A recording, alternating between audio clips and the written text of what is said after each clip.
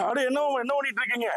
ஐயா இது மரம் குலை விட்டு தார் வைட்டோமுங்க, குலைய வைக்காச்சுங்க. நாலு குப்பை தூக்கி போட போறோமுங்க. காரை விட்டா எல்லாமே குப்பையில தூக்கி போட்டுருவீங்களா? குப்பை போடுறோம். அடே என்னங்க இதை வச்சு எவ்வளவு லட்சமா சம்பாதிக்கலாம், அது உங்களுக்கு தெரியலையா? அப்போ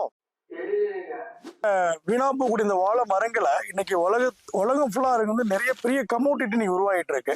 அது என்ன அப்படின்னா, நம்ம இந்த வாழை மரங்கள் இருந்து தான் இன்னைக்கு வந்து வாழை நார் பட்டுன்னு சொல்லக்கூடிய ஃபேப்ரிக் வந்து இதுல இருந்து எடுக்கிறாங்க.